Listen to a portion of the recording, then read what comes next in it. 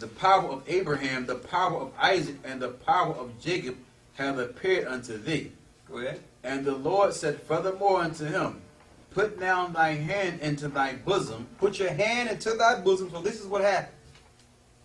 And he put his hand into his bosom.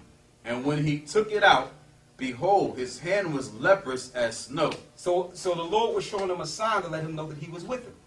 So he put his hand into his bosom. And when Moses plucked it out, it became white as snow. Read. And he said, Put thine hand into thy bosom again. Go put it back into your bosom.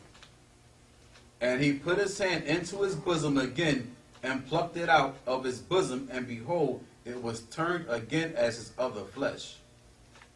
It was turned again as his other flesh. So the Lord was showing him that he was with him by showing him different miracles. One, he put his hand in his bosom, and it turned white to prove that to prove to you that Moses was a dark man. If he was white, then that miracle could not have happened. And when he plucked it out again, it looked just like his other flesh. Y'all see that? That's crystal clear. Right? Now, we want to link into the Egyptians of saying, okay, the Egyptians are great. They're outstanding. Look at the pyramids and the mathematics. What happened to those mathematics once Israel left the land? No more mathematics? No more pyramids? To show you that the greatness in Egypt came from the children of Israel. Every place the children of Israel reside, the Lord blessed it. The Lord blessed any place we reside. So in order for them to build this modern day Egypt, they needed the same people. They needed the children of those slaves that built Egypt to build modern day Egypt. Okay?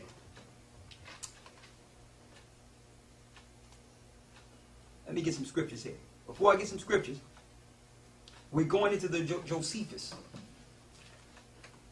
to give you some history, and then we're going back into the Bible. And we're going to prove to you where the greatness and history of Egypt, where that comes from. We're going into the Antiquities of the Jews, Book 1, Chapter 8, Paragraph 2. How did Egypt become great? It says here, For whereas the Egyptians were formerly addicted to different customs, and despised one another's sacred and accustomed rites, and were very angry one with another on that account. Abram, we know that's Abraham, conferred with each of them, and confuting the reasonings that made use of every one for their own practices, demonstrated that such reasonings were vain and void of truth. So when they were contending with each other in the past, Abraham came and set them in order.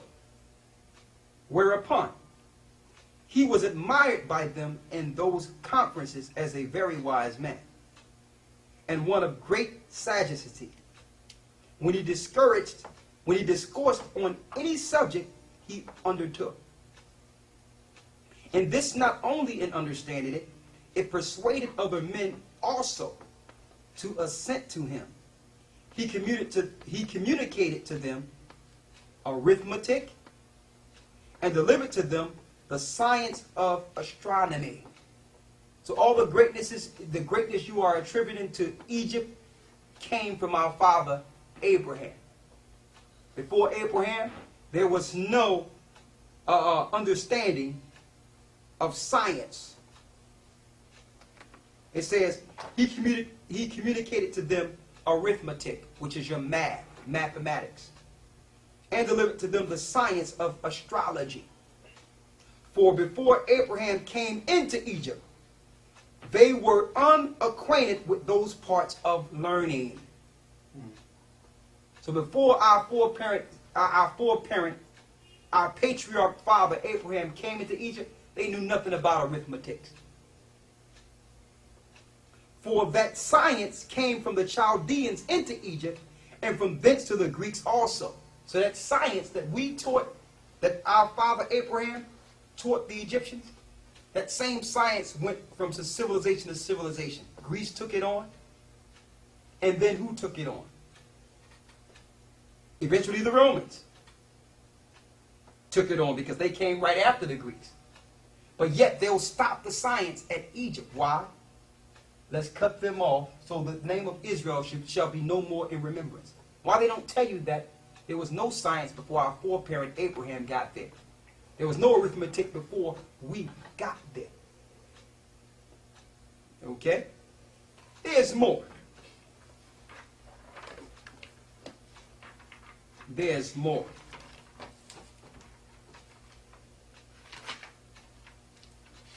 I'm going to save this part for later right here. And I'm going to read it. Why will I read this? Because according to the Bible, go to Genesis 41 and 37. According to the Bible, Jacob's youngest son Joseph, which is the father of Ephraim, he was also the father of Manasseh. These are the modern day Puerto Ricans and the modern day Cubans. Joseph is the father of the modern day Puerto Ricans and the modern day Cubans. Joseph was the youngest son of Jacob. He was the youngest, but the Lord was working with him through dreams. And when you read in Genesis, these dreams were showing that at the very end he would be higher than all his brothers. It was also showing 7 years of plenteous and 7 years of famine. So his brothers sold him into Egypt. And because he was sold into Egypt, he was able to interpret the dreams, and he was raised in high rank in Egypt. And because of the science and the understanding that he was learning and dealing with, and because he was able to interpret the dreams and to save the earth from a famine, he was known in Egypt as Imhotep, second to the king. Yes, Imhotep. One of the greatest in Egypt history was an Israelite, a Jew. Okay? And this is recorded in the Bible.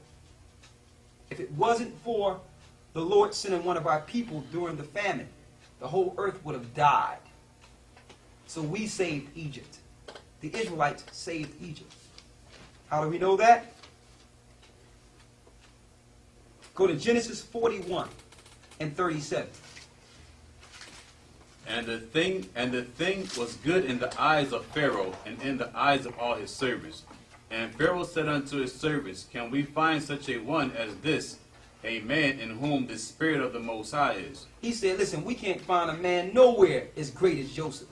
The Spirit of the Most High is in this man. Read. And Pharaoh said unto Joseph, For as much as the Most High have shown thee all this, there is none so discreet and wise as thou art. Thou shalt be over my house, and according unto thy word shall all my people be ruled. Only in the throne will I be greater than thou. So he set Joseph up over all of Egypt. Read that part again.